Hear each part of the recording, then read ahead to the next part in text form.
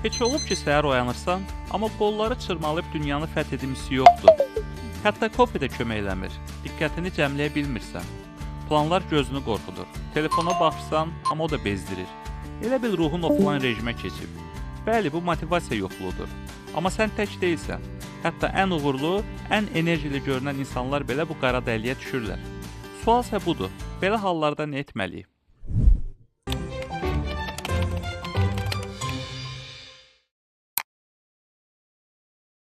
Salam dostlar, bugünkü mövzumuz motivasiyasızlıqdır. Yəni o günlər ki, nə ilham gəlir, nə plan işləyir, nə də müdirin işində dönüş yarat, yoxsa nəticəsi pis olacaq sözləri vecin olur. Gəlin baxaq, motivasiya niyə qaçır? Biz onu necə geri gətirə bilərik? Və nəhayət, motivasiya olmayanda belə necə hərəkətdə qala bilərik? Çünki motivasiya baxıb hərəkətə keçmək romantiklikdir. Amma hərəkət edib motivasiyanın gəlməsini gözləmək bu peşəkarlıqdır. Əvvəla motivasiya niyə yoxa çıxdığını anlayaq. Bəzən sadəcə yorulmuş oluruq.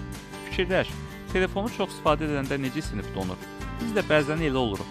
Fikirlər, tapşırıqlar, gözləntilər bir yerə yığılır, beyin artıq heç nə eləmə siqnal verir. Bu bioloji bir cavabdır. Yəni sən tənbəl deyilsən, sistem həddindən artıq yüklənib. Bəzən isə sadəcə hər şey mənasızdır hissi gəzir içimizdə. Bu həyatın dərin suallarının baş qaldırdığı dövrlərdir. Nə iş, nə hədəf, nə də kredit ödənişi bizə həyəcan vermir. Onda motivasiya yox, həyatın özü ilə bağlı sürüşmə baş verir. Amma bu da keçicidir. İndi isə əsas hissəyə gələk. Motivasiya olmayanda nə edək? Birincisi, hərəkət motivasiyadan əvvəl gəlir. Əksəriyyət düşünür ki, əvvəl motivasiya gəlməlidir, sonra iş görməyə başlayacaq. Amma əslində, kiçik bir hərəkət, məsələn, masanı toplamaq, plan yazmaq, meylə cavab vermək, beyinə biz hərəkətdəyik siqnal verir. Bu da öz-özünə motivasiyanı oyadır. Məsələn, sənə video çəkməyə çətin gəlir. Otur sadəcə ssenari başlığını yaz. Gör necə tədricən beyin oyanacaq. İkincisi, 5 dəqiqə qaydasıdır. Dəqiq olaraq 5 dəqiqə işlə, sonra istəsən dayandır. Beyin 5 dəqiqəyə razı olur, amma çox vaxt davam etmək istəyir. Çünki başlanğıc ən çətin hissədir. Start düyməsini basandan sonra isə pauzaya əl getmir. Üçüncüsü, nə qədər edəcəyinə yox, nə zaman edəcəyinə qərar verir. Bu gün çox işləyəcəm deyəndə beyin panikaya düşür. Amma 10-11 arası bu işlə məşğul olacam deyəndə sanki beyinə təqvim siqnalı verilir. Qərar aydınlaşır, qeyri-müəyyənlik azalır, motivasiya da yavaş-yavaş qayıdır. Dördüncüsü, işini daha maraqlı edir. Səncə hər gün eyni şey edən insanlar necə motivasiyada qalırlar? Onlar işi dəyişmirlər, işə baxış bucaqlarını dəyişirlər. Məsələn, tapşırığın içində oyun yarat. Bu meyli 3 dəqiqəyə yazmalıyam. Əks halda kofe yoxdur, özünlə yarış.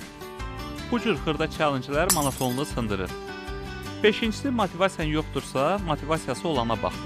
Bəzən ilham almaq üçün motivasiyalı insanlara qulaq asmaq, kitab oxumaq, filmə baxmaq kifayət edir. Amma burada diqqət elə. Sadəcə baxıb keçmə.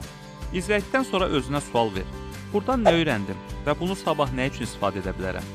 Əks halda o motivasiya bir göz qırpımında yox olan müvəqqəti enerjiyə çevriləcək. Altıncısı, özünü cəzalandırma, anlayış göstər. Motivasiya olmayanda çoxumuz özümüzü tənbəl, boş, bacarıqsız adlandırırıq. Bu isə vəziyyəti daha da ağırlaşdırır. Bunun əvəzinə desən ki, bu gün biraz çətindir, amma bu normaldır, bu keçəcək. Özünlə mehriban münasibət qurmuş olursan və bu mehribanlıq içindən gələn o tənbəlliyi yumşaldır. Yeddincisi, daha böyük mənanı xatırla. Bəzən özümüzü çox kiçik detalların içində itiririk. Amma yadına sal, bu işi niyə görürsən? Bu layihə sonunda sənə hansı qapılar açacaq? Bu tapşırıq gələcəkdə hansı uğurun təməlidir? O mənanı xatırlamaq kiçik anda belə enerjini qaytara bilər.